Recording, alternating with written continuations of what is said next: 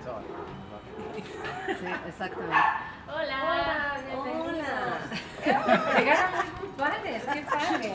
Muy puntuales como siempre. Venga, perritos. Hola. Hola, ¿cómo estás, Sara? Hola, bien. Bienvenidos, Happiness, ¿cómo te va? Mi Juan Carlos, Corazón. ¿cómo te va? Bien, Bueno, gracias. muy bien. Pasen por acá.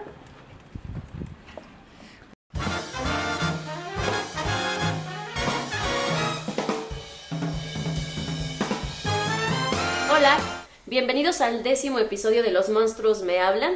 Yo soy Sara Pinet y en esta ocasión estamos con una entrevista que va a estar muy interesante. Tenemos 3 grandes invitados porque el día de hoy nos toca el tema de crítica teatral. Entonces estamos con estos 3 grandes. Muchísimas gracias por aceptar esta entrevista. Estamos con Alegría Martínez, Luz Emilia Aguilar Cincer y Juan Carlos Araujo.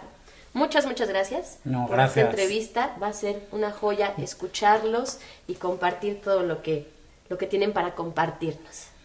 Pues quisiera empezar con que nos platicaran cómo es que ustedes llegan a convertirse en críticos de teatro. ¿Cuál es el caminito que siguieron para llegar hasta este momento? Damas primero. No, nosotros somos feministas y hemos decidido que ahora tú los primero. hombres- Caput.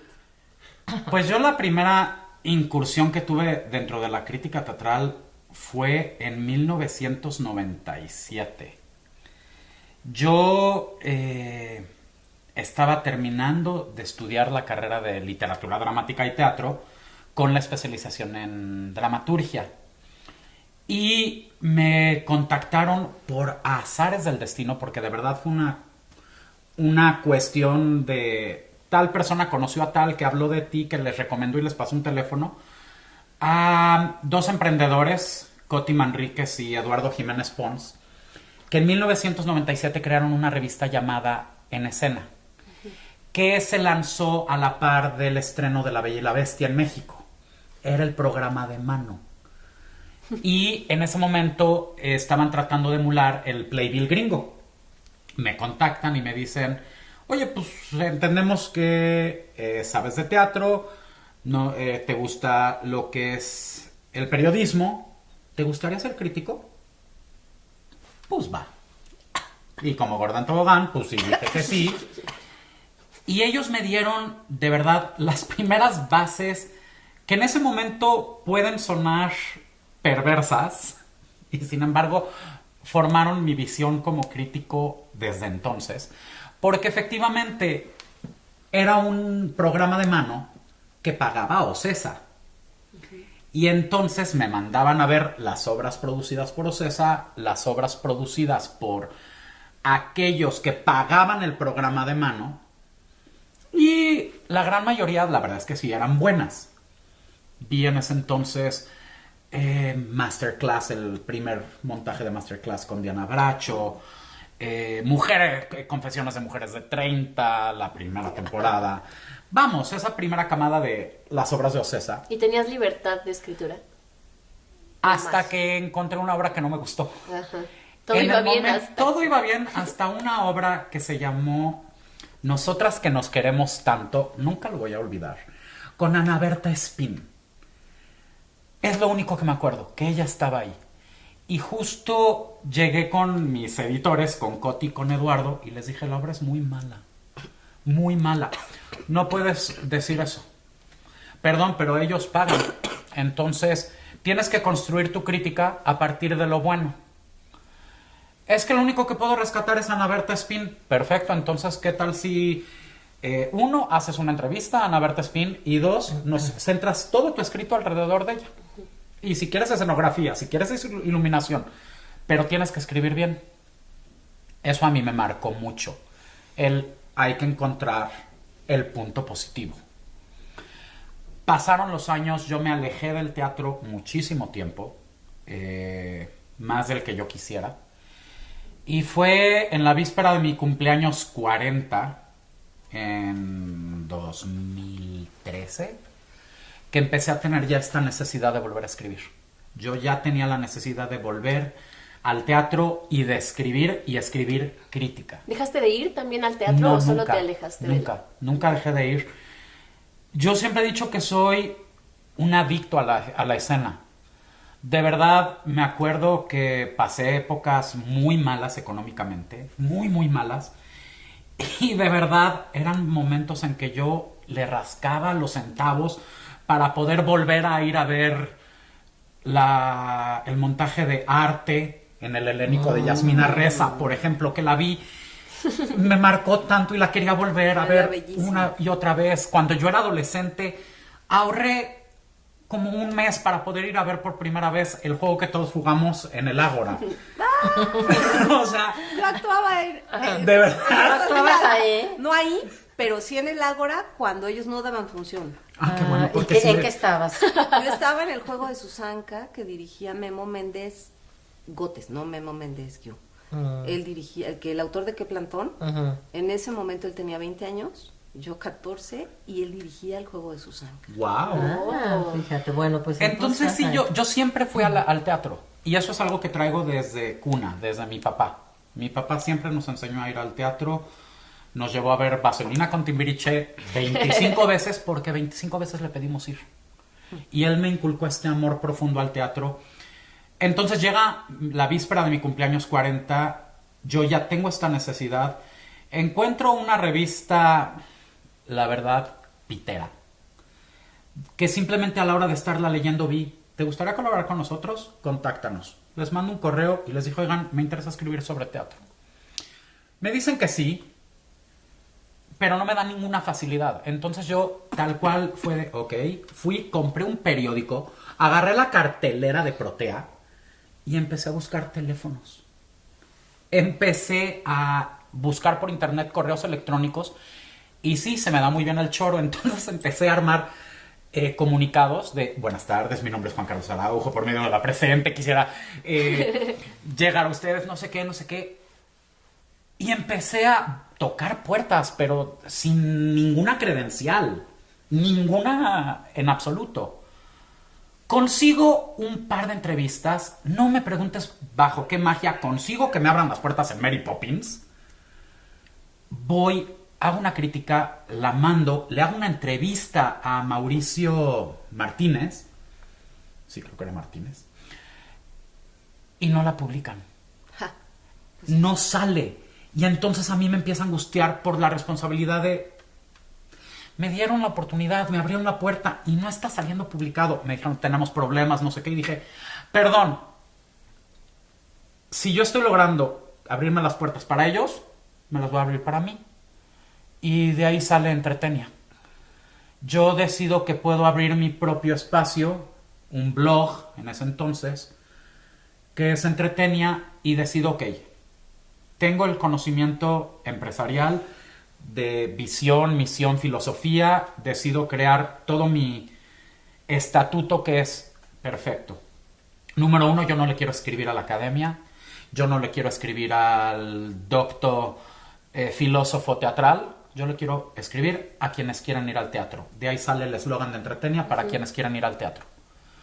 De ahí decido que el teatro merece público, que el teatro merece butacas llenas y ovaciones de pie, que es otra de mis filosofías. Mi misión es por butacas llenas y ovaciones de pie.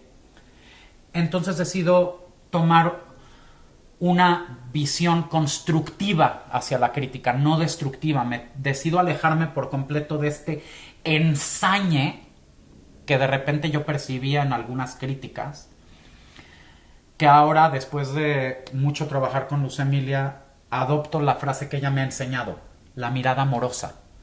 Aplicar una mirada amorosa al teatro, ¿no? Y yo decido que Entretenia se va a dedicar a la crítica teatral real, constructiva e informada. O sea, si voy a ir a ver una obra, voy a tratar de informarme lo más que pueda sobre la dramaturgia, sobre la dirección, sobre los actores que están involucrados, la producción. Voy a tratar de informarme lo más que pueda para poder tener una opinión lo más experta posible. Y de ahí el resto ya es historia. La primera persona que le abre las puertas a Entretenia es Alicia Garzón, del Círculo Teatral, a quien le voy a estar profundamente agradecido, que me invitó a ver Una especie de Alaska, un montaje maravilloso que siempre voy a recordar con mucho amor por eso.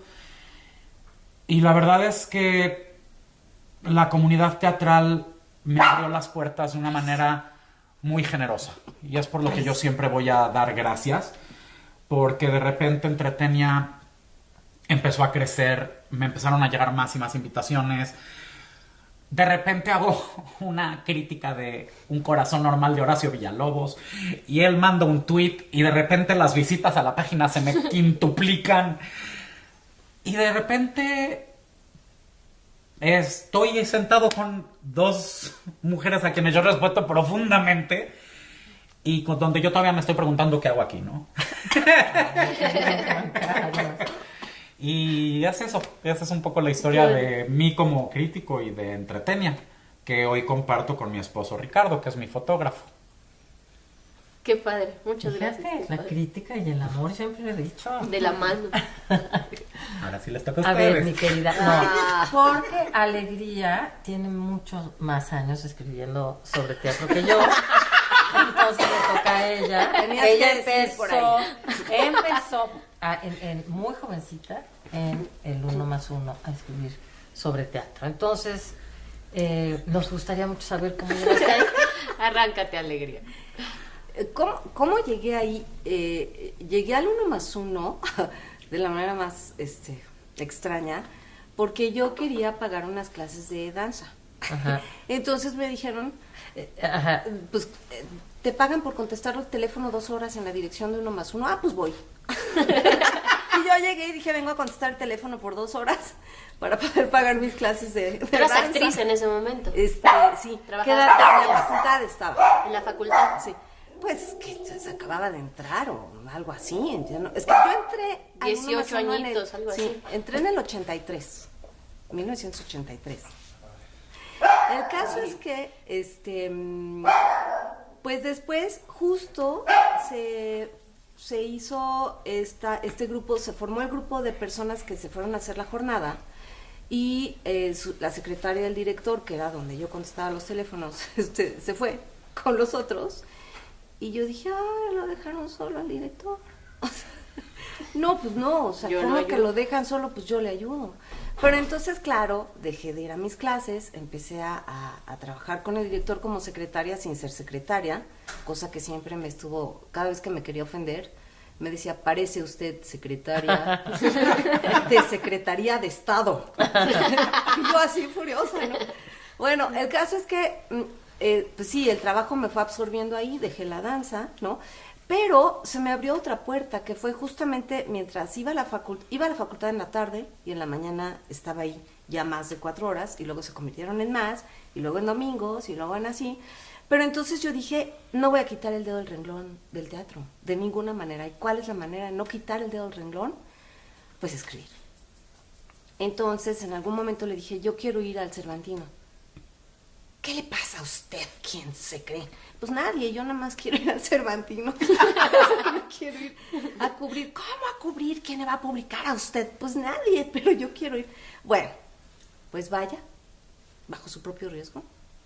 Nadie le va a publicar nada, pero usted sabe. Y yo me fui. Y conste si falta el lunes, ¿eh? O sea, yo nada más tenía fin de semana para ir. Y fui. Y la verdad es que empecé a ver, justo me tocó ver a los Qué Payasos en la calle, con su sombrero, pidiendo cooperación de los que los veían, y me aventé una crónica, según yo, ¿verdad? Bueno, un texto yo supongo que malísimo, ya ni siquiera lo conservo, no sé. Y sí llegué después de aventón, de regreso a la oficina, tarde, regañadísima, todo el rollo. Me dijo, ya ve, yo le dije, ¿no? Esto no lo va a publicar nadie, pero lo publicó. ¿No? O sea, sí lo publicó. Y después yo insistí en entregar textos sobre teatro y él los recibía y me los tiraba a la basura, ¿no? Mire lo que hago con sus textos, ¿sí? ¡Fum! ¡Paz! Entonces al rato llegaba con otro y con otro y con otro hasta que me dijo, ya me tiene usted muy cansada. ¿Cuándo le voy a dejar de tirar los textos? Se la onda de, yo voy a seguir trayendo, ¿no? Entonces me mandó con Huberto Batis, que era el subdirector de Cultura Editorial, de Internacionales y de Cultura. Y Huberto lo mismo. ¿A quién le importa? Estas estupideces, ¿quién las va a leer? Pues yo, Huberto, a lo mejor alguien, no sé. ¡Ah! Y otra vez a tirar y otra vez a tirar, hasta que ya no sé a qué número de veces llegó y me dijo, muy bien, lo voy a revisar. Lo revisó, lo tachó, me regañó, lo hizo pedazos, le puso, corrígelo. Y así. Y le fui entregando, corrigiendo, hasta que me empezó a publicar. Entonces, pues tuve mi maestro allí, ¿no? De por qué esto sí, por qué esta palabra no, por qué aquello, a quién le importaba. Luego me decía, por ejemplo, ¿qué quisiste decir? Pues esto. Pues eso aquí no dice. Vuélvelo a hacer. Y ahí voy otra vez, ¿no? Entonces, finalmente, después de que estuve 4 años con don Manuel como secretaria, le dije, ya mándeme a la sección de cultura, quiero reportear. ¿Cómo reportear? Lo voy a mandar a la Cámara de Diputados. No, por favor, no. Dice, es que usted puede hacerlo. No, pues seguro, pero yo a la Cámara no. Por favor, a Cultura. Entonces me mandó a Cultura y empecé a cubrir la Fuente de Teatro.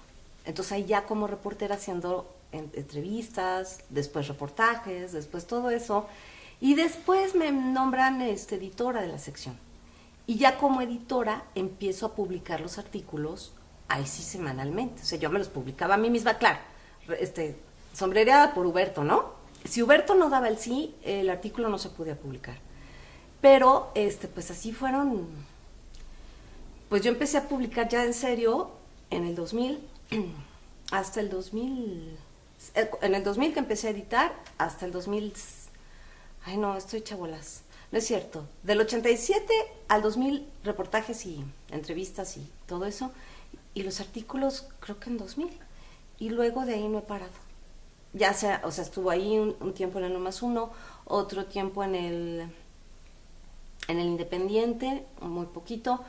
Luego en un suplemento de Milenio que se llamó Extravagancia. No, luego en el Diario, luego en Extravagancia y ahora en Laberinto de Milenio, desde su fundación que fue en 2013, o sea, no he parado.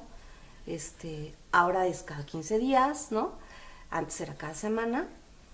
Y bueno, y ahora por fortuna Juan Alberto me invitó a colaborar en Telonario de Capital 21. Entonces ahí son recomendaciones, ¿no? Uh-huh. Ahí ya es otro formato que es muy chistoso porque el medio determina. Juan Alberto, sí, claro, determina la forma, ¿no? El contenido, o sea, la línea editorial. Sí. Pero tú eliges las recomendaciones. Sí, claro, sí, yo las elijo. Entonces, ahorita estoy por fortuna en esos dos medios, de muy distinta manera, sí. Abordando los montajes. Ok.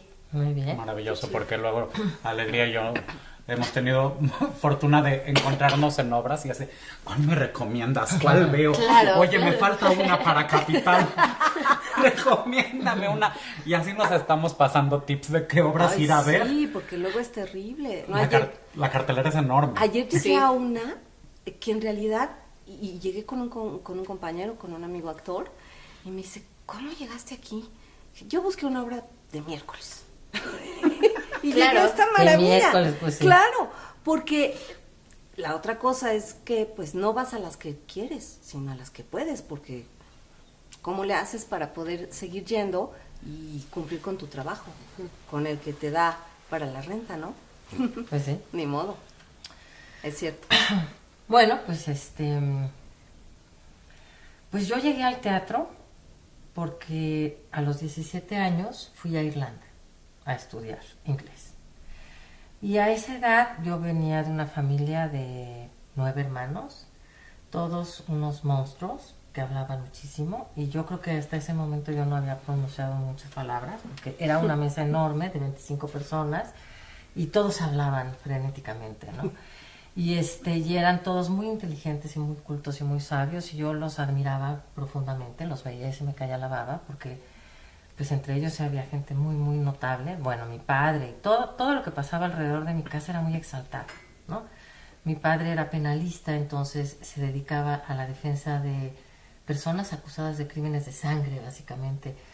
A él lo llamaban para los crímenes más escandalosos, ¿no? Entonces, como cuentan mis amigas o las amigas de mis hermanas, llegábamos a comer a casa de las Aguilar Sincer y te podías encontrar a la mamá, al papá o al criminal más sonado del momento, ¿no? Desde, no sé, Sofía Bassi, Pedro Kleiman, qué sé yo. Como que era un mundo de mucho escándalo, mucho escándalo.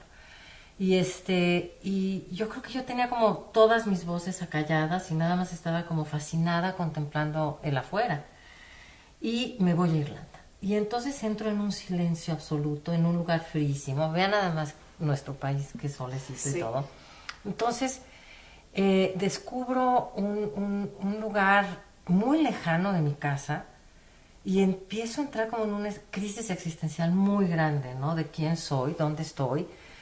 ¿Qué es esto? O sea, entender como esa distancia, y se me surgieron todas las preguntas existenciales del mundo. Y empecé a ir al teatro.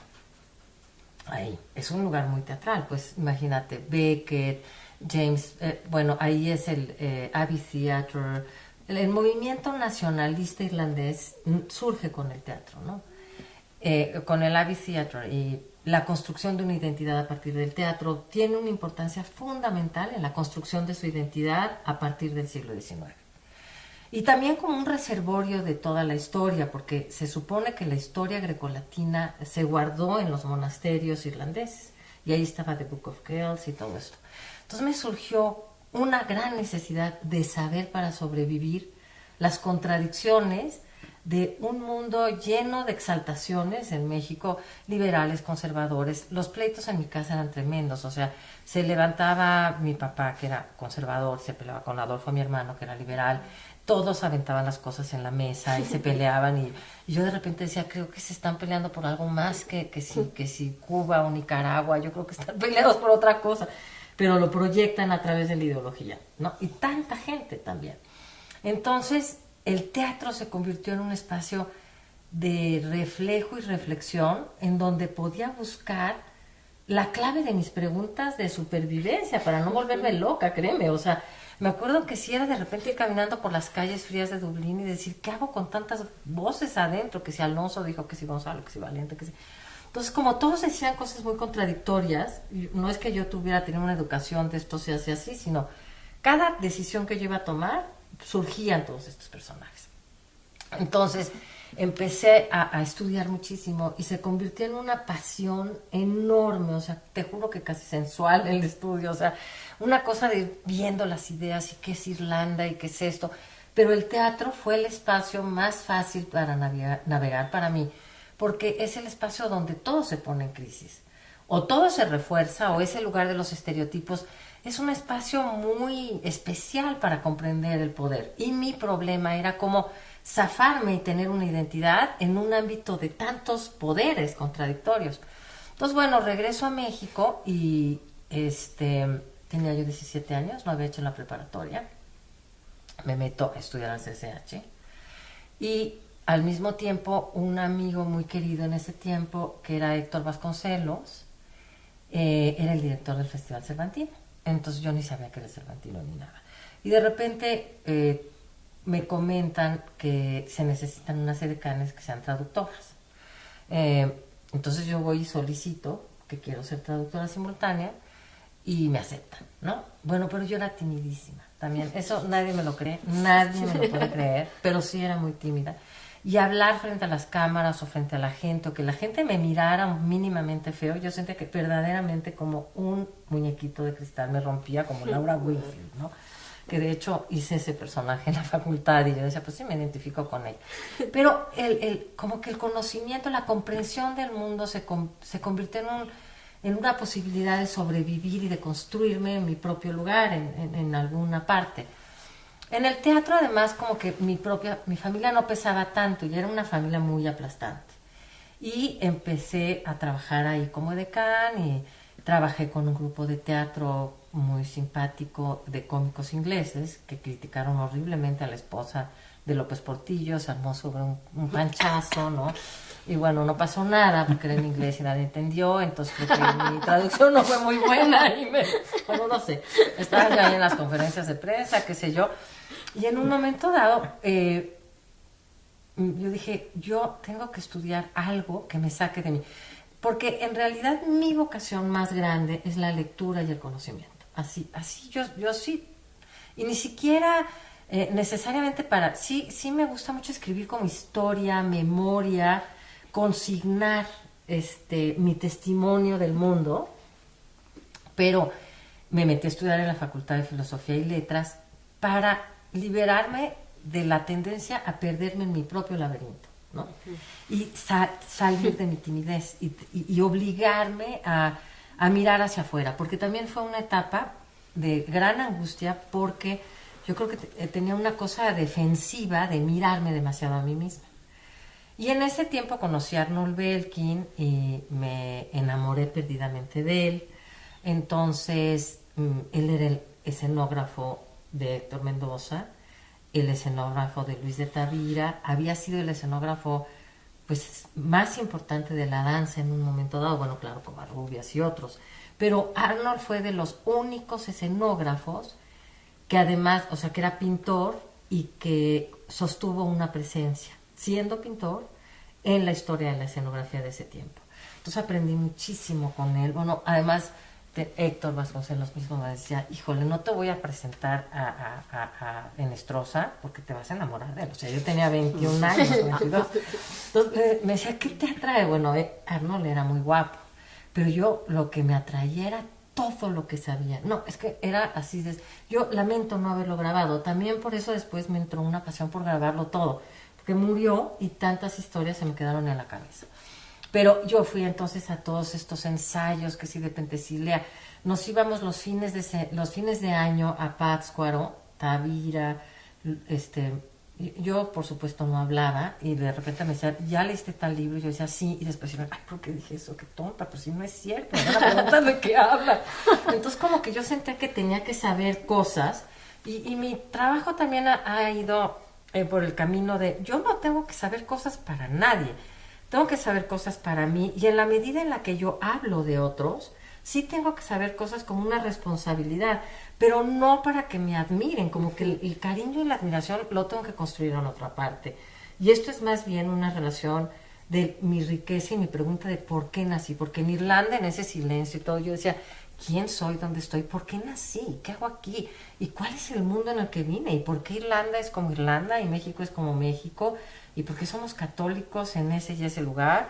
Y, en fin, todas esas preguntas. El teatro es el espacio de problematización más complejo y interesante, para mí, parecer, por su presencia en el aquí y ahora, es decir, es toda esta historia. Si estudiamos la historia de las artes complejas, la más antigua, la que tiene una relación más compleja y interesante con el poder, es el teatro. Pero al mismo tiempo es la que está más dependiente del presente, claro, la danza, etcétera. Pero el teatro tiene esta riqueza de toda la dramaturgia que se ha escrito alrededor, la complejidad del actor, porque el bailarín es el lenguaje del cuerpo, y es recientemente que se empieza a pensar en otro tipo de expresiones y energías. Total que salí en eso y me metí a estudiar actuación con Héctor Mendoza. Luego, cuando terminé la carrera, me metí al NET con Julio Castillo y todo esto, y yo era muy tímida. Me acuerdo que hasta para los exámenes, una vez tenía un examen con Ruelas, y ahí iba yo a entrar, y estaba una amiga, Susana Zamora, que ahora me encontré recientemente en León, y me dio tal pánico, porque veía yo el público y el escenario, y yo sentía una cosa de, yo tengo que decir que el mundo está muy mal, que este país está de la chingada, que yo no entiendo esto y esto y esto, pero tengo que decir el texto de fulano de tal que no me dice nada.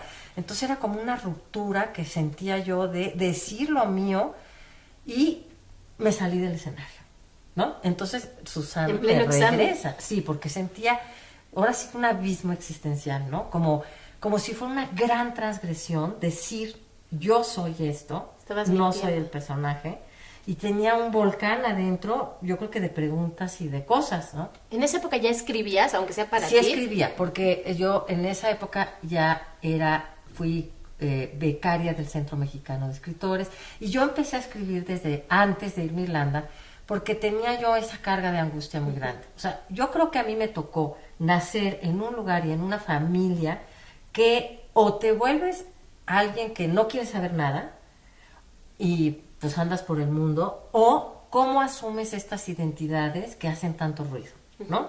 Y yo cómo explico, y a mí misma, quién es ese y el otro. Mi papá era un hombre muy conocido, muy poderoso, y era horrible. Llegaba yo a las fiestas de la escuela, ¿no? Teres hija de Aguilar y Quevedo, así, ¡qué horror! Es un gángster, qué espanto. O, ¡oh, tu padre es un gran genio! Entonces yo ya tenía miedo. ¿Cómo te llamas? Lupita Pérez. O sea, a mí no me vengan. O sea, era un problema de la identidad. Y al meterme en el teatro, como que ahí no tenía tanto peso, no tenía peso ese mundo. Y al mismo tiempo era empezar a leer y ver qué significaba, por qué había gentes que decían una cosa u otra, y asimilar un mundo de ruptura. O sea, el ser hija de un penalista también es estar relacionada con tu entorno inmediato de todos aquellos que han ocupado un lugar en la sociedad y que han sido rechazados y que han puesto en crisis valores porque mataron o porque fueron acusados de matar o porque cometieron un fraude. Pero ahí para mí también había un problema. Yo sentía un permanente dolor por el dolor de esas personas. Y también era muy duro llegar a la escuela y que los criticaran y que ese es un asesino y que ese otro, y yo sabía que no era un asesino, que era una injusticia, que no había justicia en México. Pero para una mujer de 16 años o de 20 años, créeme que es demasiado peso. ¿Cómo asimilas todo eso? A través del teatro empecé a encontrar, yo creo que una cuestión de ver todos los dramas fuera, Shakespeare, esto, el otro, y empezar a pensar y asimilar aquellos dramas para poder resolver el propio mío, que finalmente son matrices de conflicto humano, y yo a través de eso fue que lo fui solucionando. Cuando tenía yo todas estas angustias a los 16 años, una hermana mía que murió de leucemia me dijo, ¿por qué no escribes todo lo que sientes? Entonces, desde entonces empecé a llevar un diario, así que tengo cajas y cajas de diarios. ¿Las conservas todavía? Sí, conservo. Y en Dublín escribía y escribía y escribía y escribía y escribía, y luego como pensaba cosas tremendas, porque también una mente heredada de la familia como crítica, a veces muy cáustica, que también, como dicen los maestros budistas, toda esa mirada crítica hay que atemperarla y atravesarla por la empatía, porque si no es toda una destructividad hacia afuera que se te vuelve hacia ti. Entonces, bueno, yo seguí en esto y me di cuenta que actriz ni de chiste, o sea, era una tortura, ¿no? Yo estaba trabajando como cualquier obra, ya el bote de posiflorine no era suficiente, y para poder salir de escena, porque era una sensación como de una crisis existencial demasiado tremenda, o sea, un pánico escénico terrible. Y entonces es cuando vienen, yo leyendo, escribiendo, estaba en el Centro Mexicano de Escritores, fueron mis maestros Ali Chumacero y Carlos Montemayor. Muy especialmente recuerdo con cariño a Ali porque él era un verdadero maestro del estilo. Y el estilo no es otra cosa que la claridad y la transparencia. También es el tono de tu personalidad y el sesgo de tu mirada. Pero el lenguaje tiene que ser transparente. Y en su transparencia, pues expresa tu tono, expresa tu mirada. Y lo mejor es mientras menos rebuscado, mejor. Y sobre todo en estos tiempos en donde hay cada vez menos oportunidad y de ponerte a leer cosas grandilocuentes, es como lo más directo. Entonces ahí fue bien interesante para mí que pues, escribiendo sobre muchas cosas, haciendo entrevistas también y cosas así de mis propios proyectos, viene como una catástrofe en mi familia, ¿no? Se muere mi papá, se muere Arnold primero, a los 15 días mi papá, al año se muere Laura, mi hermana, y yo ya tenía 33 años. Entonces, como que la vida se me había ido, que si Arnold, que si esto, que si el otro, y entro en una especie de desolación, que lo que dije, quiero trabajar las 24 horas al día, y me ofrecen ser coeditora de planas editoriales del periódico Reforma. Okay. Entonces también hay una vena muy fuerte hacia la política y la discusión. Yo tengo una adicción a leer periódicos, a ver noticieros, a leer ensayos sobre historia de las ciencias políticas y las ideas, y Hannah Arendt y esto y el otro, y que si los desaparecidos, o sea, todo eso es como de tradición. Entro al Reforma y ahí estuve un año trabajando como coeditora de planas editoriales, como coeditora del suplemento Enfoque, y era un trabajo intensísimo, de entrar a la 1 de la tarde y salir 1, 2 de la mañana, porque aunque me decían, no, pues tú cierra la edición, y porque yo tenía que checar que en la primera plana entraran los nombres de quienes escribían en las planas, en fin, corregir y corregir y corregir. Además yo traía toda la escuela de Ali.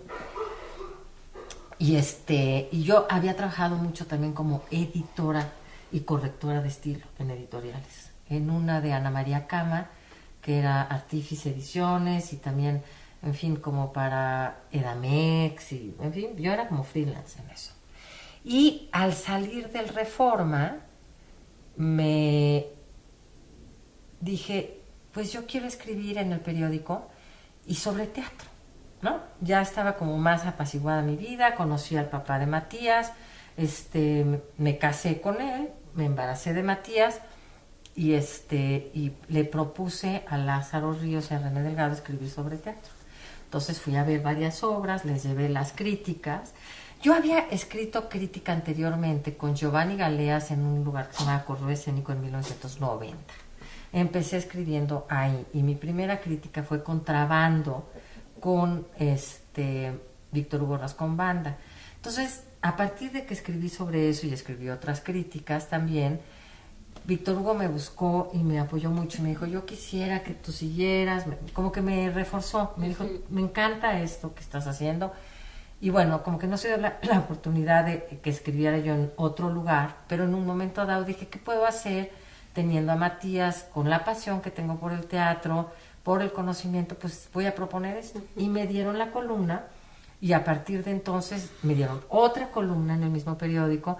Empezaron a llamarme a cubrir festivales y de todo, entonces empecé a hacer entrevistas y reportajes y ahí fue donde pues me metí de lleno en esto, porque además convergió mi pasión por escribir, mi pasión por estudiar, porque escribir críticas es estudiar muchísimo, y mi pasión por compartir y acompañar en algo tan delicado y tan especial que es subirse a un escenario y formular un mundo que puede ser tan entusiasmante como desgarrador para mucha gente. Entonces, acompañar, dando a conocer lo que pasaba.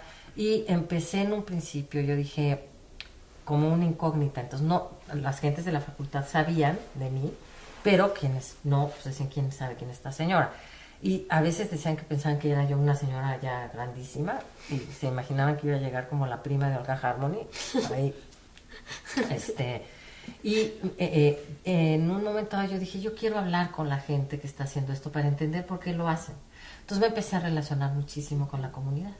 Y a partir de entonces, pues ya empezaron otras labores como programar la Muestra Nacional de Teatro, participar de jurado de muchas cosas, empezar a estar en una serie de conferencias y esto y cosas de enfrentar el público. Durante muchísimos años fue una tortura. Me invitaban a trabajar en la televisión y era como pánico escénico.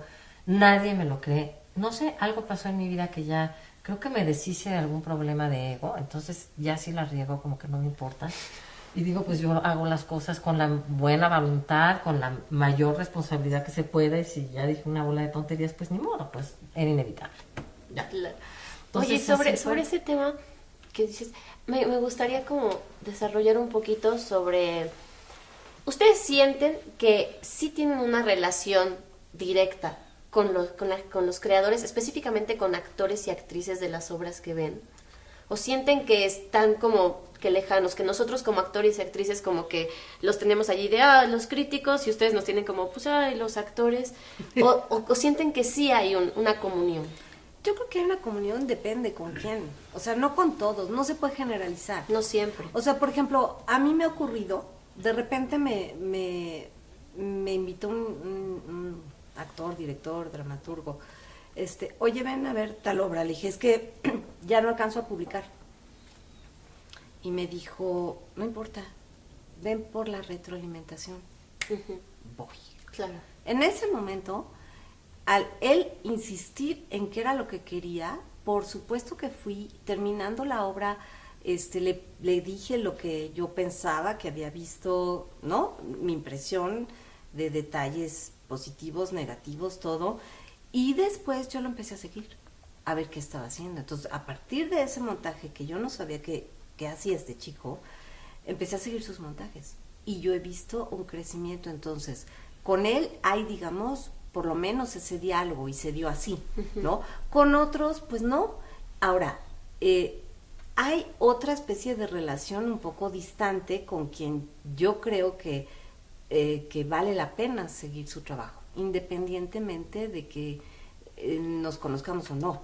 Y entonces yo lo voy siguiendo y voy escribiendo cosas y voy viendo cuáles son los avances, e incluso en algún momento con alguien que yo escribí, bueno, pues dije, a ver, está dirigiendo en contra del propio texto, aquí hay un error garrafal, y por ahí supe que dijo cosas en Facebook sobre mí, que me creía, y pues no me creo nada, yo digo lo que vi, pero después me he topado con trabajos de esta misma chica, y yo sí he visto su crecimiento, y eso a mí me parece, pues, increíble, maravilloso. Entonces, raro, ¿no? Sí y no. Yo creo que de verdad sí hay una relación muy íntima entre el creador escénico y el crítico. El crítico no es tan... Sí, bueno, sucede. en tu caso. Es muy común que se crea que el crítico teatral está fuera Sí. de la periferia, que está afuera de la comunidad. No, somos parte integral de la comunidad teatral. Y no somos estos seres distantes con nuestras plumas flamígeras. No, somos como tú y como cualquier otro. Y somos grandes, sobre todo admiradores de la escena. Entonces, para mí, de las cosas más gratificantes que me suceden con Entretenia, por ejemplo, es que me escriba recientemente, por ejemplo, un joven actor que me dice: perdón que me atreva a escribirle, pero tengo un montaje del cual me siento muy orgulloso y quisiera ver qué se tiene que hacer para que Entretenia me vea. Ay, mi vida. Y yo así de, ya lo hiciste. Claro. ¿Cuándo te Tener una presentas? Y voy a ir.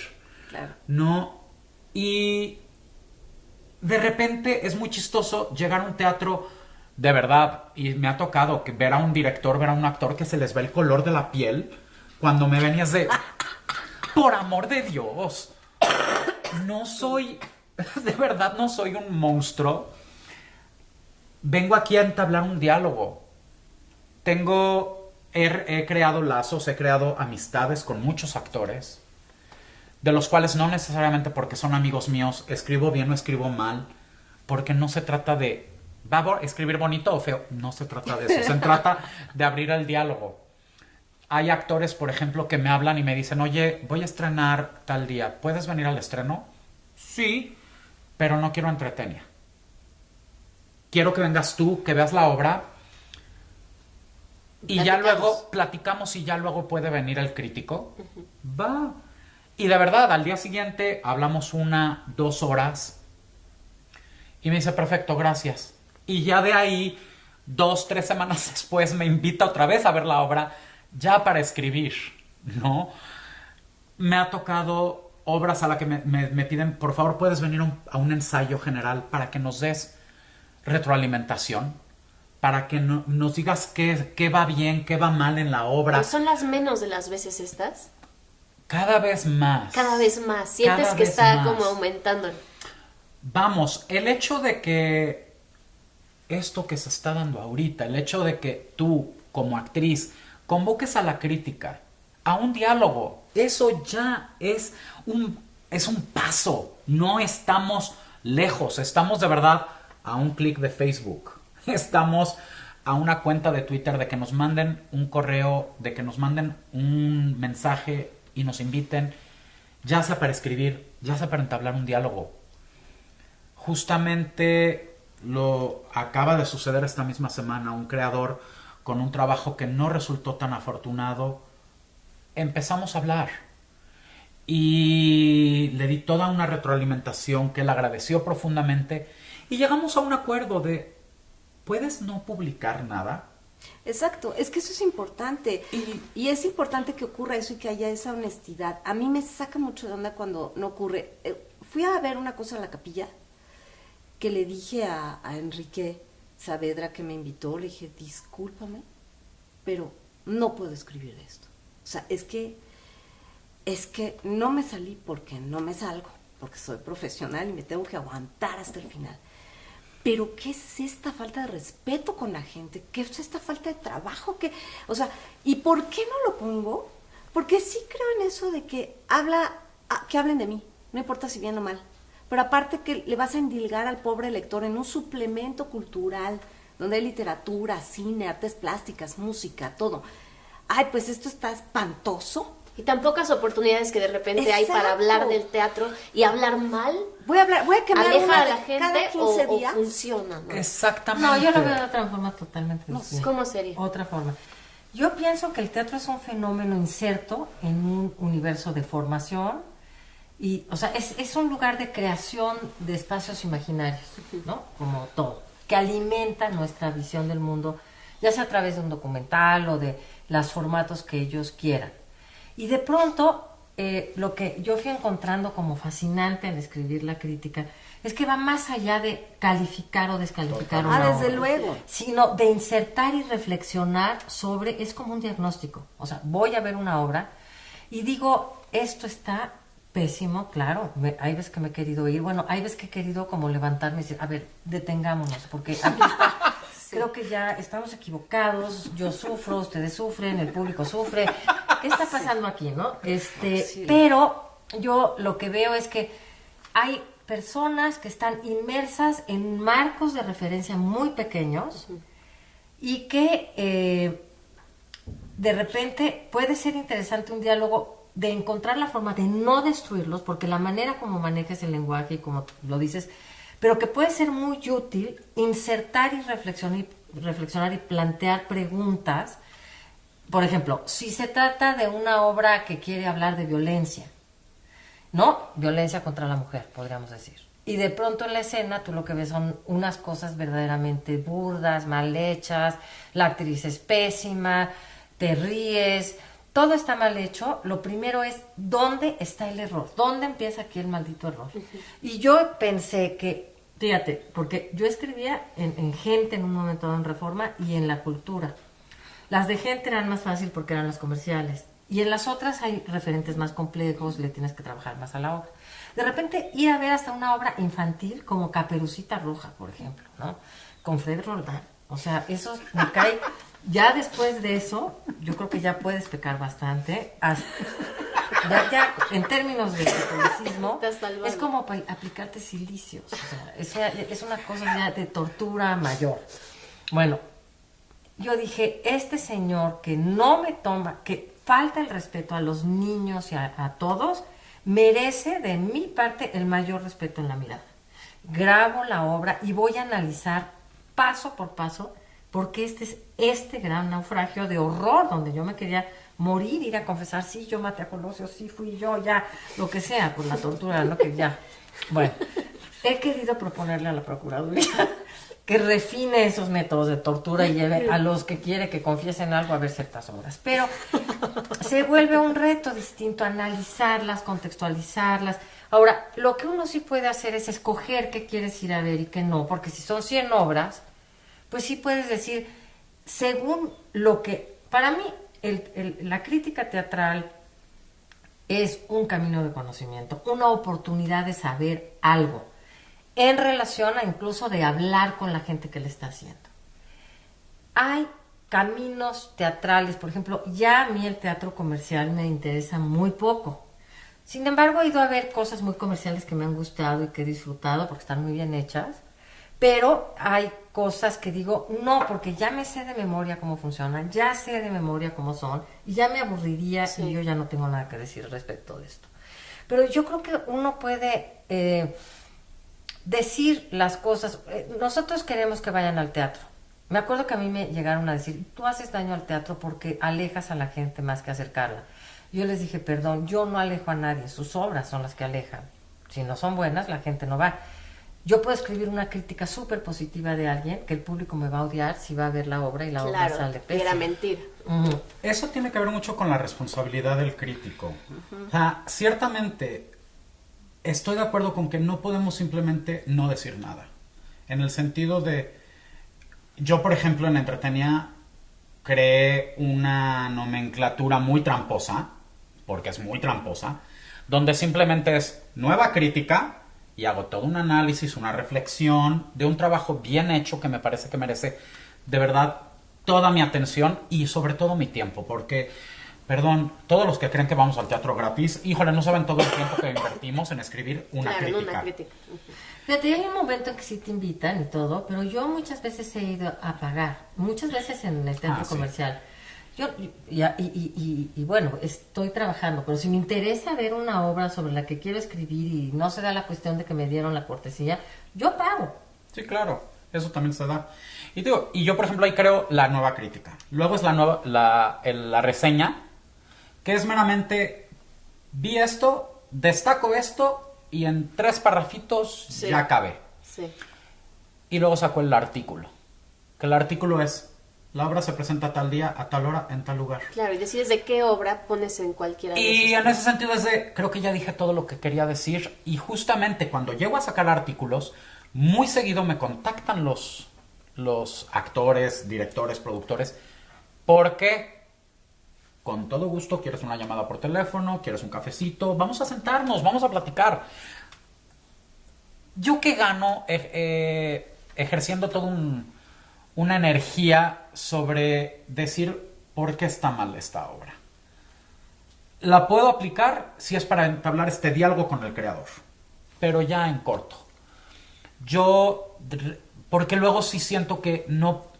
Cuando he intentado escribir una crítica de una obra muy mala, de verdad de un trabajo muy fallido, es tan difícil aplicar esta mirada generosa, es tan difícil de repente no volcarte en...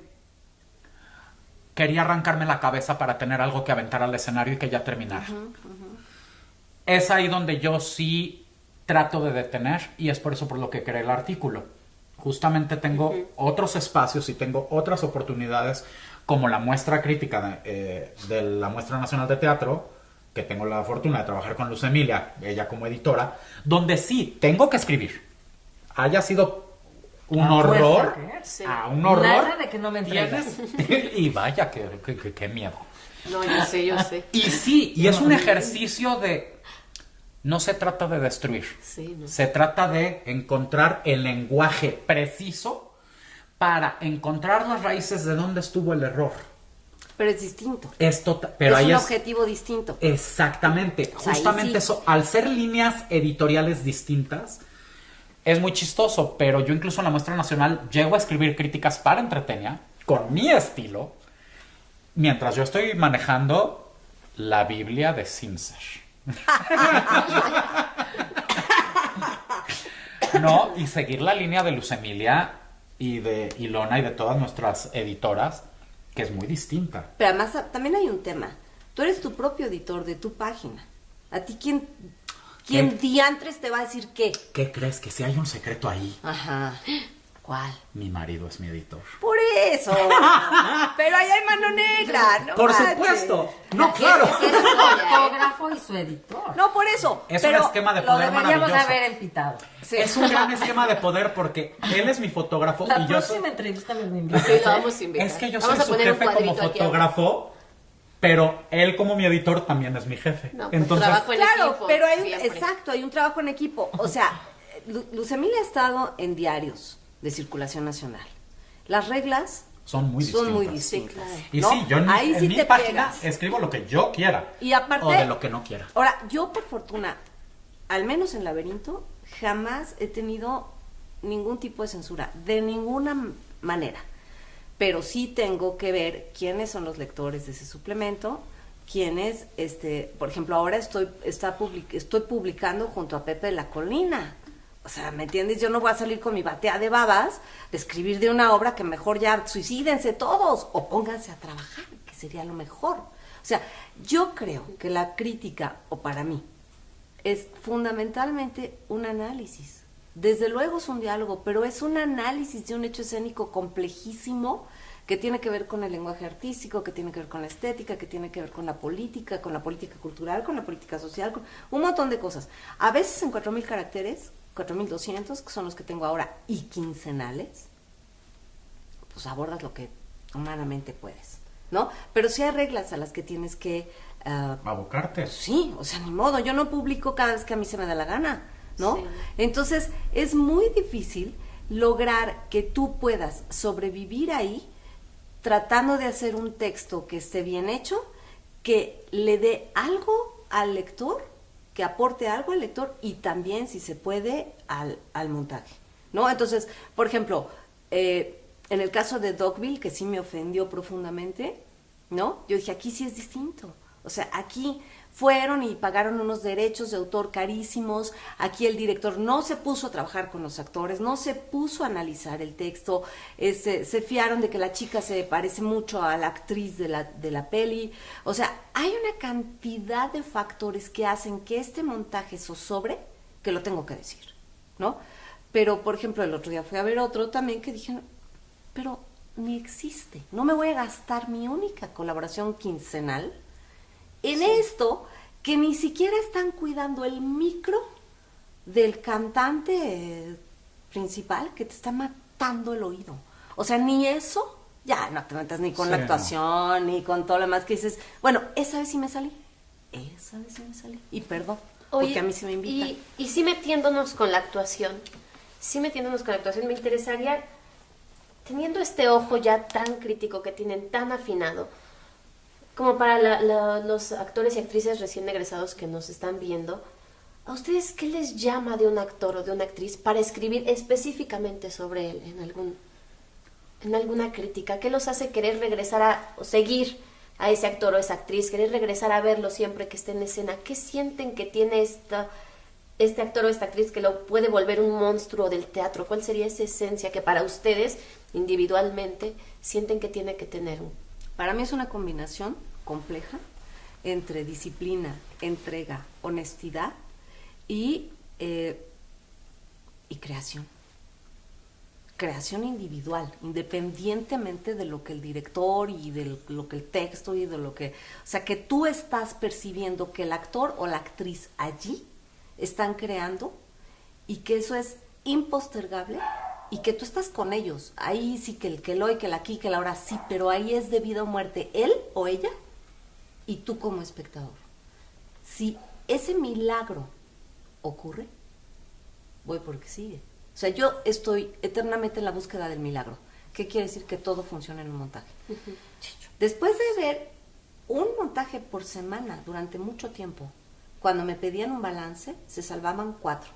Salvarse me refiero a que de esas 4, 2 tenían el milagro y las otras un cacho de milagro. Pero cuando ocurre, el mundo es el paraíso.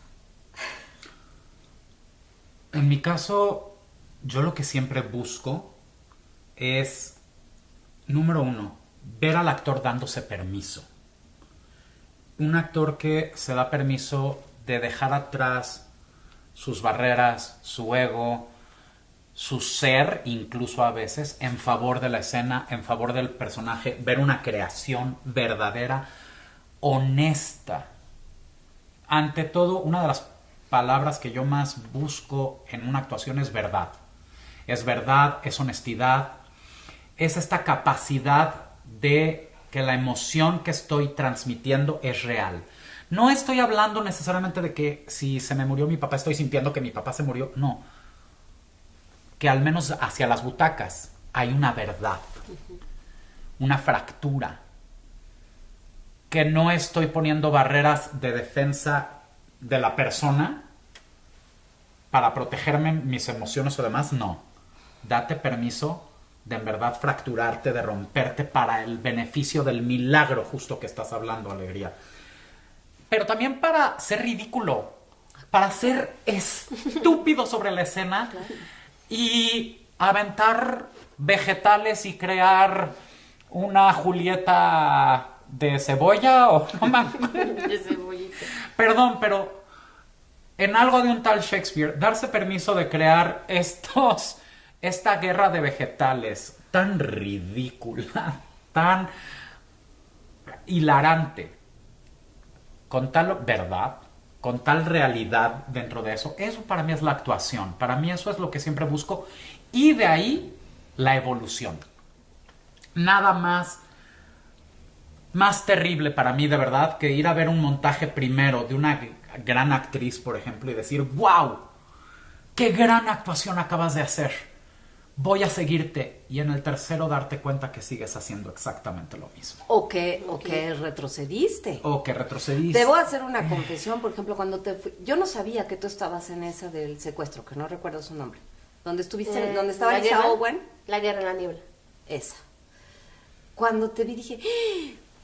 Me dio un vuelco el corazón porque dije, es otro género, ¿qué va a pasar? ¿Qué va a pasar aquí? ¿No? Y no. O sea, en tu caso, por ejemplo, yo lo que vi fue un crecimiento, porque era otro tipo de montaje, era otro lenguaje, y bueno, yo estaba habituada a verte en otro tipo de personajes, ¿no? Entonces, no lo vas a creer, digo, pero yo descansé. O sea, no, porque dije, wow. Y es que les vas siguiendo como si fuera el pulso a cada uno. Adrián Vázquez, por ejemplo, se votaba porque es bien difícil al lugar, Adrián, siendo el director, el dramaturgo, todo. Allí de repente sí y de repente no. Era muy difícil, ¿no? Y sin embargo, bueno, el conjunto lo logró bien, ¿no? Pero te confieso que cuando yo dije, hijo, ¿dónde vine a caer? Porque además llegué a lo bestia, o sea, ni sabía que iba. Cuando ya me senté dije, creo que me equivoqué. O sea, no iba preparada para eso. Pero finalmente, bueno, salí muy satisfecha del trabajo, ¿no? Pero eso en relación a lo que tú preguntas, es muy difícil porque uno los empieza a conocer ya a un grado tal que hasta el ritmo de cómo pronuncian las palabras. Sí, lo conoces. Lo conoces a un grado tal que hasta vas pasando y dices, fulano. O sea, qué fuerte. Sí, es muy impresionante y eso es cierto, como de verdad, si dices, híjole, ese gesto donde levantaste tantito la ceja y esta comisura del labio, híjole, ya te la vi 3 veces. Sí. De verdad, sí, el ojo está entrenado. Yeah. Ese movimiento que haces con la mano mientras te está hablando tu mamá, te lo vi en la obra pasada, en el funeral de tu padre. Y ahí te rompen. Horrible, porque entonces no hay una creación de personaje, Exacto. Estás repitiendo patrones, estás en zonas de confort, ya no hay fractura, ya no hay verdad. Por favor. Yo he visto una evolución sobre el problema del actor en la escena. Cuando yo empecé a escribir crítica teatral, como que el asunto es, tenemos directores que de alguna forma entrenan a sus actores y tenemos unas marionetas que sirven a un discurso de un director. A mí el teatro como un espacio que reproduce los estereotipos y que nos refuerza todo lo que vimos, no me interesa. Entonces me voy a buscar batallas ambientales y algo. Creo que vivimos un momento muy delicado de la historia de la humanidad, verdaderamente crítico. No quiero ser alarmista, señores, pero bueno, estamos en un momento que se exige mucha inteligencia, reflexión. Se ha caído un paradigma general de comprensión de nuestra manera de vivir, de nuestros valores y demás. Y de pronto ese teatro que yo empecé a ver estaba basado en una excelencia, ¿no? Yo soy excelente instrumento de un director. Entonces veía a los emblemáticos, excelentes actores, unos más comprometidos, talentosos que otros. Entonces habría que empezar a ver qué cualidades tienen. Una cosa es la presencia para ese esquema, para ese paradigma de lo teatral, para ser la marioneta perfecta del discurso de otro. Entonces, muy buena presencia escénica, intuición y técnica. Y además, compromiso ético, porque hay una ética del actor, ¿no? Entonces, el actor ético tratará de renovarse, etcétera, y de buscar. Y hay unos éticos con talento y todo, pero que los llaman tanto que sí se da exactamente lo que están describiendo aquí. A mí me ha empezado a interesar, yo no estoy escribiendo crítica ahorita, ya desde hace un tiempo, porque pues tuve quizá no sé cómo llamarlo, pero de padecer censura, ¿no? Y me ha dado tiempo de reflexionar muchas cosas. Sigo yendo al teatro, sigo trabajando en estas cuestiones de edición y además escribiendo desde otras perspectivas sobre lo teatral. Y lo que veo es que a mí lo que me empezó a interesar aún escribiendo frenéticamente la crítica, y cuando voy ahora, que voy muchísimo, es qué pasa con el actor. A mí me interesa un actor que empieza a tener un discurso, que no es la marioneta. Entonces me empieza a interesar el fenómeno escénico completo y cómo se inserta. Entonces lo primero que me llama la atención de un actor es en qué obras trabaja, en qué situaciones está comprometido. Si él se toma a sí mismo como el instrumento de lo que quiera decir cualquier gente, o si es alguien que quiere aportar una mirada, una pregunta, una presencia, una calidad a la escena y en consecuencia al mundo, en qué tipo de proyecto se involucra, ¿no? Luego, hay una crisis también sobre la representación y sobre qué se espera de la presencia de un actor en escena. Entonces, pienso que ahora la exigencia es enorme porque además de el canon stanislavskiano, que en un momento dado lo podrían llamar a trabajar en eso, es otro tipo de trabajos con la energía, otro tipo de trabajos en su lectura de lo real, otro tipo de trabajo con el entorno.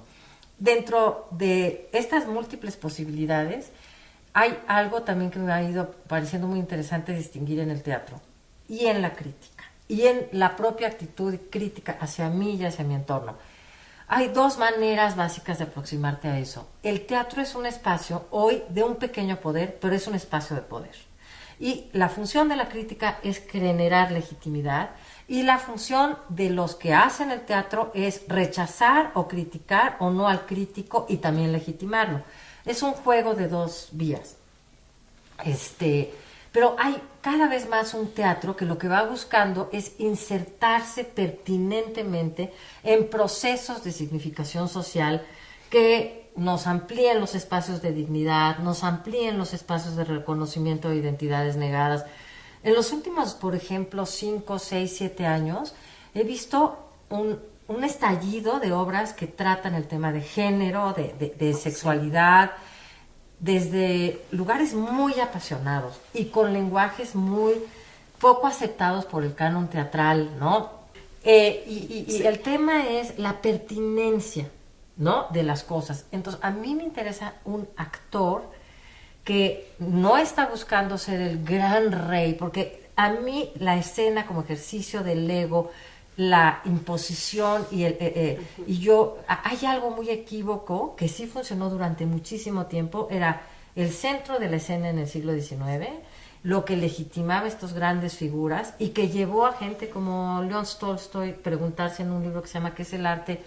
Lo abre haciendo una reflexión sobre una orquesta y dice, son grandes virtuosos, pero aquí se está invirtiendo mucho dinero del Estado, mucho dinero de todo, pero ni ellos saben ya para qué tocan. Y yo no sé para quién tocan. Tocan muy bien, pero ¿a quién le importa que toquen? ¿No? Es esa cuestión de la pertinencia que para mí se ha vuelto el centro de mi interés. Entonces, yo prefiero un mal actor que se tropieza, pero que tiene una razón clara de por qué estoy en el escenario, por qué hago teatro, y que trabaja con este material tan sensible de cómo vincularse con el universo imaginario de lo real, ¿no? Que todo el ejercicio narcisista perfectamente bien realizado.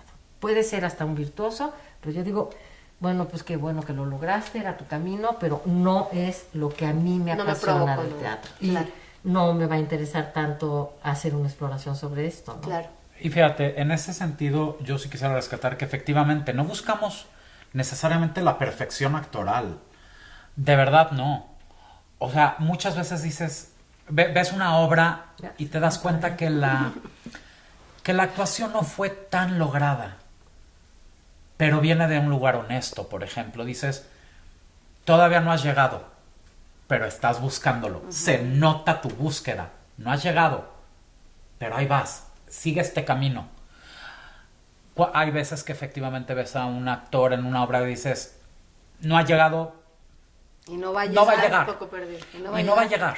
Simplemente no va a llegar. Es muy difícil decirlo. Sí, Yo he visto sí. pésimas actores y actrices que acaban siendo fantásticos en escena. Y todo depende de un trabajo interior. Es cómo se relacionan, cómo se despojan. Del ego, es que ¿Sí? justamente... Tiene que ver. ¿Y cómo puede uno decir no va a llegar? No sabes qué le puede no. pasar en su Bueno, vida. Sí. Bueno, sí, O sea, claro. uno no puede. Pero Es al menos en uno una no sabe. temporada de Uno 4 sabe funciones. menos de lo que es que para mí lo más importante al enfrentarme a la escena y cuando empecé a gozar más y más escribir en escena es yo no sé tampoco. yo estoy aprendiendo contigo. Porque el gran terror cuando empecé a escribir era equivocarme, pero después dije, es que no es equivocarme, es en realidad hablar de lo que... A tratar de ampliar mis marcos de referencia y alimentar y enriquecer. Porque aquí también hay un problema, ¿no? Honesto. ¿Qué es honesto? Es una palabra que, sí, yo misma he podido decirla, pero voy a ver una obra, ¿no? De unos señores que hablan sobre el exilio. Muy bien. Y exilio, y se trata de unos chavos que se van a Europa o que se van a Latinoamérica, y más bien es su viaje iniciático de adolescencia. Pero entonces la primera pregunta, ¿y por qué si se llama de exilio? Es que fíjate que yo tengo que ser muy honesto y yo no puedo hablar de lo que no sé. Y como yo no sé pues yo sé que sí hay mucha gente que sufre, que se está mudando de su país, huyendo. Y pues sí, yo tenía que hablar de que en Siria pues, sufren y todo, pero yo de lo que sé es de lo mío. Entonces aquí la disyuntiva es, entonces no metas pretensiones de que se trata de otra cosa, porque ahí sería la honestidad. No colgarte de un tema políticamente o de algo de fama, qué sé yo. Y por otro lado, si no sabes, entonces te vas a parar en la escena a refrendar tu ignorancia, porque más bien lo que yo te pediría es que si vas a ocupar un espacio en escena, tú tienes que darme algo cuando subes a escena, porque si no, pues ¿qué te diferencia a ti de cualquiera que se sube a un escenario y escupe su propia historia? ¿No? ¿Dónde está ese espacio extraordinario de alguna manera, que puede ser hasta en la sala de mi casa? No estoy hablando del espacio teatral sacrificado o santificado. Estoy hablando de que, mira, yo nada más, para invitarte a cenar a mi casa, yo pensaría, tienes que comer un poco mejor que en tu casa, ¿no? Tengo que, o cuando menos igual, no te voy a invitar a pedir un pollo rostizado a la esquina, a menos de que la invitación es para hacer otra cosa, pero yo, oye, están invitados a mi casa a cenar. Bueno, pues les voy a hacer, aunque sea unos hotcakes ricos, pero yo los hago. Hay algo de respeto y cariño y reconocimiento al otro que viene. Y la pregunta que yo pienso que es fundamental, y se los hago, chavos, que están viendo esto. En este trabajo que es difícil, que no hemos entrado al tema, pero ¿de qué vivimos los que nos dedicamos a esto? De muchas otras cosas que no son necesariamente del tipo de obras que nos gustaría hacer y demás. Entonces, ¿por qué lo hacemos? Bueno, esa es una muy buena pregunta que nos tenemos que hacer todos. ¿Por qué haces teatro? ¿Para quién haces teatro? ¿Con qué haces teatro? ¿Y cuál es tu necesidad de hacerlo? Y si lo vas a hacer de manera que pides becas, si quieres vivir del Estado, entonces, ¿qué justifica que tu trabajo sea subsidiado? Ahí es donde hay una responsabilidad. Y también hay una responsabilidad, ya que tocas el tema, nosotros, ¿por qué, para qué y qué necesidad tenemos de andar plasmando nuestro punto de vista en textos Exacto. a partir de la escena? ¿No? Eso es clave también. Pues porque, eso, por ejemplo, sí. Si a mí me preguntas, es que a mí ir a ver la obra y luego tratar de plasmarla en el papel, me responde preguntas sobre mí, sobre el universo, Claro. o sea, entonces yo entiendo la realidad de otra manera y para mí tiene un doble significado vital. Ahora, yo igual que tú, a diferencia quemé todos mis diarios, pero escribía desde no sé qué años y quemé un altero y ya no sé qué hacer con otros 25,000 alteros que tengo ahí. Pero si yo no escribo, para mí la vida no tiene sentido. Entonces, para que lo tenga, tengo que escribir lo que sea. Hasta me he alquilado para escribir de qué quieres decir. Y se lo digo, ¿no? Digamos un Cyrano de Bergerac ahí muy extraño. Pero el tema es, nosotros, ¿por qué tenemos esa necesidad de ir a ver un montaje, de analizarlo, de plasmarlo y de dar un punto de vista? Yo creo que ahí tú dijiste algo muy importante que tiene que ver con la mirada de alguien fuera del fenómeno escénico, comprendiendo y sabiendo cuál es el lenguaje que se está desarrollando ahí encima. Y esa es parte de la complejidad del trabajo que nosotros llevamos haciendo. Y por eso tú dices que somos parte de la comunidad. Que Claro. sí, no, porque somos, o sea, nos quieren y nos dan de patadas y ya sabes. Pero, No por hay ejemplo, cosa. Ahí hay un juego perverso, ¿no? En que si somos parte de la comunidad y los teatreros o no somos o no sé qué. A mí un poco no me importa mucho, ¿no? Ese tema, porque si me importa, estamos en líos, ¿no? Salimos A mí peleando. lo que me importa, exacto, a mí lo que me importa es justamente poder tratar de plasmar una mirada sí honesta, sí analizada, sí reflexionada y como dice Kapuscinski, por cada cuartilla escrita, 100 leídas. O sea, esa es la aportación. A veces Claro. se nota, a veces no, Claro. ¿no? Pero tiene que ver con eso, porque entonces lo que abona es a un crecimiento en doble vía, de arriba del escenario y de abajo, porque si no tampoco hay eco. Finalmente, y luego no se ponen a pensar en eso, lo único que queda después de un montaje, ahora ya es un video y las selfies y ya hay muchas cosas y qué bueno, pero finalmente a veces lo que queda es solo La crítica. ese pedacito de papel o de texto digital. Fíjate, en ese sentido yo puedo aportar algo que para mí es vital. La primera vez que fui invitado a nuestra crítica, yo tenía una responsabilidad que eran 3 críticas, nada más, para la muestra crítica de la Muestra Nacional de Teatro. Eso era todo para lo que yo me renté. Terminé escribiendo 20 críticas, porque es una necesidad no de compartir mi punto de vista, si lo creen, si no lo creen, si es valioso o no es valioso, eso cada quien. Yo estoy también buscando mis propias respuestas del mundo. Y sí, esas respuestas las encuentro en el escenario. Yo, la mayor parte de mis filosofías de vida, de mi forma de entender el universo, es a través del escenario. Y es justamente una vez que empiezo a escribir, que empiezo a encontrar las respuestas. Más de una vez yo he estado escribiendo una crítica y empiezo a llorar, porque empiezo a encontrar esos puntos de conexión desde algo tan estúpido, tan banal como, de verdad, una obra que recuerdo que se llamó Adiós, querido Cuco, que es perrito. de los pasos del duelo Están hablando de Sí. perros. a través de la muerte de un perro. Y mi perro había muerto no hace mucho y yo lloraba, ¿no? Yo estaba escribiendo la crítica y es la única crítica donde he roto una regla esencial de Entretenia, que es publicar una foto que no tiene nada que ver con la obra, que al final cierro con la foto de mi propio perro. Es un ejemplo. Yo encuentro mis respuestas, de verdad. Y en ese proceso, lo comparto para quien le sirva, y justamente tenemos una enorme responsabilidad como críticos, porque a pesar de nuestras diferentes líneas editoriales, tenemos que entender que hay muchos lectores. Está el lector que quiere ir a comprar un boleto. También está el lector que fue a ver la obra y quiere como que, a ver, Sí. quiero saber qué opinó el crítico para saber si la entendí. También está el productor. A mí me ha pasado y es muy raro. La verdad es que se siente muy raro. Cuando un productor lee tu crítica y pone una cita. Claro. Y es una arma de mercadotecnia. Ah, sí. Y Pero la compañía que... también La quiere compañía saber que quiere saber qué opinaste, pero también quiere a lo mejor hablar contigo para platicarlo. Sí.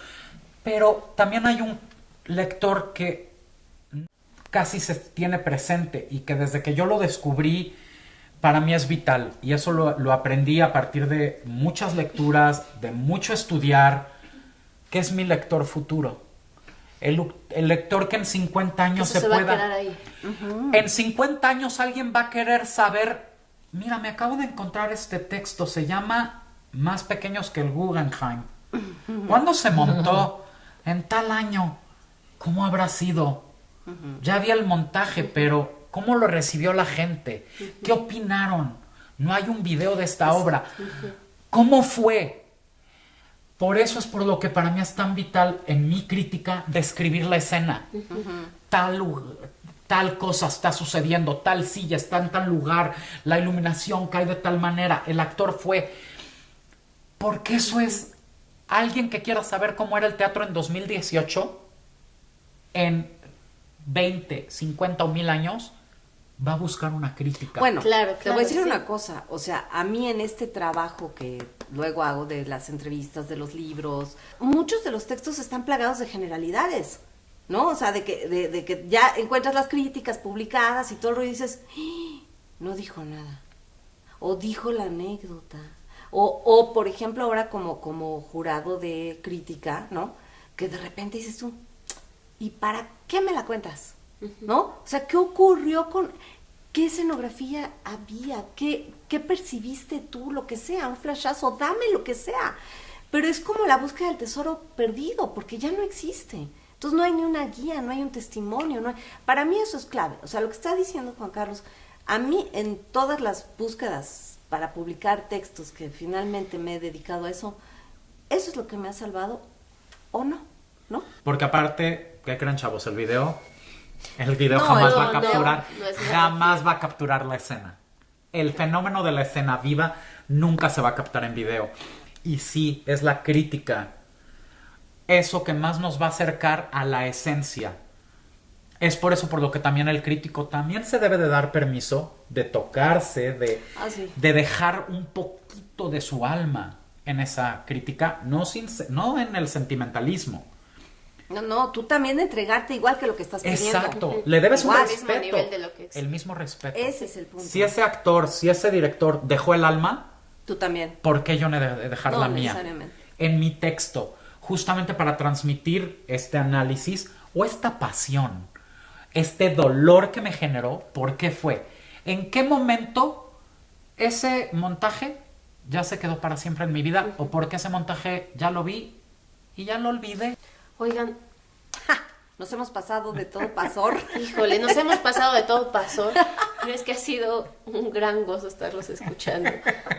Me pierdo en sus comentarios y en toda esta reflexión que siento que de repente como actriz, como actores, no tenemos tanto, ¿no? Y que siento que es tan esencial.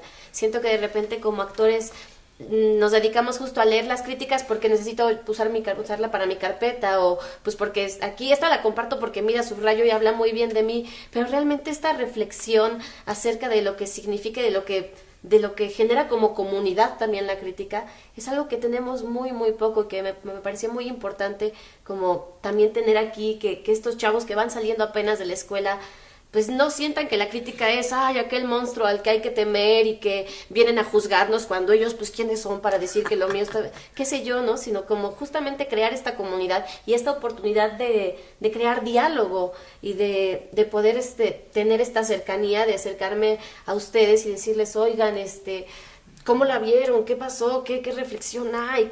De sentir que ustedes están haciendo una chamba en la que se están involucrando tanto en el teatro como nosotros al crear, ¿no?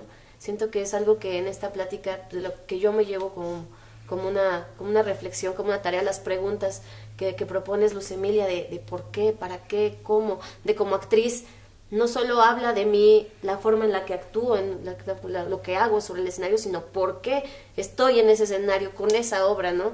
Como preguntarnos todo esto. Les agradezco muchísimo a ti, Luz Emilia, por habernos recibido en tu casa. Pues bienvenida. A ustedes por haber abierto toda esta plática, que ojalá sirva como una semillita para que sigamos discutiendo. Yo quisiera decirles algo a los jóvenes, o sea, vivimos como país colonizado y con estructuras de poder tan racistas, tan clasistas, tan excluyentes, donde el éxito es el valor máximo. Sí. Es muy importante la relación de la crítica porque hay que poner en el lugar que le estamos dando a la legitimidad que nos da otro. ¿Por qué yo le cedo a otra mirada si me va a aceptar o no? Uh-huh. Si yo sé lo que estoy haciendo y por qué lo estoy haciendo, buscas la mirada crítica que va a dialogar con lo tuyo.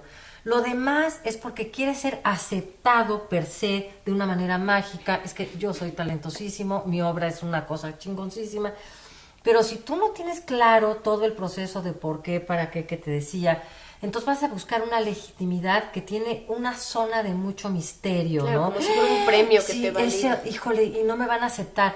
Tiene que ver con algo que no es una madurez creativa, uh-huh, y que además es cederle a otro un poder que es peligroso, ¿no? Sí. Aquí tú quieres decir algo, tú tienes una mirada al mundo, tú te comprometes de una manera responsable a construir un lenguaje y a tejerlo, busca aquellos comentarios y retroalimentaciones que puedan ser críticos, pero dentro de la lógica y que esa mirada quiera comprender lo que estás haciendo. no que sea una persona legitimada que te va a legitimar, porque todo eso son procesos muy misteriosos, raros, y son otra vez estas estructuras de poder, ¿no? Es que dijo que yo era genial, pero ¿y quién lo dijo? ¿Por qué lo dijo? ¿Qué tanto entiende el proceso? Es como un desplazamiento que tendríamos que tener en esa relación con todas las miradas críticas alrededor, ¿no? Claro, eso que estás diciendo tú es muy importante y yo sí quisiera agregar algo. Es que, primero, como actor o como actriz, poder tener la conciencia de que son parte de un todo. Eso de entrada. Y después, que muchas veces no se puede juzgar su trabajo. Ya lo dice Stanislavski en un texto que escribió que se llama Crítica a los críticos. Y también Lessing abordó esta parte, esto que tú estás mencionando, de que los actores se sienten vulnerados, se sienten lastimados por un comentario que les es adverso por X o Z cosa, pero de lo que se habla es de un trabajo en conjunto, de una labor en la cual ellos son una pieza, y no necesariamente el fracaso o el éxito, que además hay muchos tipos de éxito y nos podríamos hablar mesas redondas de eso, tiene que ver con su desempeño, ¿no? Es específico, sino que se habla de la obra. Entonces, a veces sí un trabajo puede abonar o puede disminuir o puede X, pero sí también bajarle un poco a ese ego que todos los actores tienen. Yo me acuerdo que en algún momento Malka Rabel, que era una crítica polaca que escribía en El Día, en uno de los primeros montajes en los que yo actué, dijo: esta joven actriz con un mejor director quizás pudiera despuntar, ¿no? Bueno, yo lloré como 80,000 años y 300,000 días, o sea, pero yo decía, pero si ni siquiera me trató mal, ¿no? Dijo que quizás trabajando con otro director, claro, ese director era pésimo, o no era director, aparte. Y ese es el otro tema, lo que estaban diciendo de con qué director, con qué proyecto, eso es fundamental, porque también hay actores que hay directores que dejan a los actores ahí a su libre, y tú dices, pero aquí no hay dirección, o sea, ¿por qué los abandonaron así? ¿Por qué nadie les dio una mano? ¿Por qué no hay una mirada que les vaya marcando las pautas, ¿no? O todo lo contrario, en fin, o sea, es tan complejo, ¿no? Que el análisis no termina, porque cada montaje, cada actor, cada director, cada texto es un traje, requiere su traje a la medida. Y aparte, lo que nosotros hacemos tiene un punto de vista absolutamente subjetivo. Entonces, todos esos factores determinan muchísimas cosas. Claro. No somos jueces. No estamos marcando taches ni palomitas. No. Estamos ofreciendo un análisis, estamos ofreciendo un diálogo, estamos abriendo conversaciones de una crítica de verdad, y eso se los ofrezco a los jóvenes actores. Tómenla como herramientas de crecimiento. Tomen la crítica como herramientas de aprendizaje, no como validación. No es un vales como actor, no vales como actor. Una oportunidad para reflexionar. Reflexiona. Desde otro punto. Exacto. Es tan endogámico a veces el proceso de creación de una obra que que se pierde tan fácilmente la visibilidad de todos nos aplaudíamos tanto. ¿Cómo es que salió mal? ¿Por qué tal crítico dijo? No lo rechaces. Más bien, abre ese diálogo y pregúntate qué fue lo que pasó.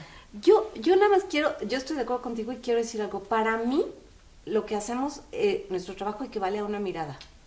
Y es como cuando te quieres mirar la espalda. A ver, míratela. Exacto. A ver, dale. Exacto. ¿No? Es muy difícil. Bueno, ahí está el espejo, ¿no? Pero aún así tienes una mirada parcial. El que está en la butaca está mirando tu espalda, tu frente, ¿no? Tus laterales, todo. Es una mirada. Y, como bien dice Luz Emilia, siempre es amorosa, porque de verdad, aventarte a hacer esto es muy desgastante, de verdad. Tiene lo suyo. Es muy desgastante ir al teatro 5 veces a la semana, 6 veces a la semana. Ay, para sentarte en una butaca con ganas de destruir, con ganas de ver cosas malas. No, perdón. Cada vez que uno se sienta en la butaca es para ver. Sí, o de no generar ninguna reflexión o crecimiento a partir de ahí. O sea, voy al teatro para encontrar respuestas. Todos los días voy al teatro buscando una nueva respuesta a mi existencia. Todos los días me siento en la butaca esperando que, empezando la tercera llamada, encuentre una nueva respuesta, encuentre un nuevo, o a lo mejor una nueva pregunta. Nunca he ido al teatro con afán de destruir. En mi vida he ido al teatro con afán de juzgar. No, porque hay un punto de partida. Los que estamos aquí, sin excepción, amamos el teatro. Exacto. Claro. Entonces, A partir sería un del amor. contrasentido. Ah, pues muchísimas gracias Bueno, gracias por toda ahora sí. esta, Ya, por toda eso esta no última pasó. reflexión. Muchísimas gracias a ustedes por acompañarnos en esta entrevista. Y ojalá que esta plática pueda seguir ya fuera de la cámara, fuera de la entrevista, Claro. en la comunidad teatral, ¿no? Ojalá. Que se abra esta oportunidad para acercarnos y seguir reflexionando, seguir compartiendo. Muchísimas gracias nuevamente. Los esperamos en nuestro próximo y último episodio, que va a ser con espectadores de teatro. Gracias por acompañarnos. Muchas gracias.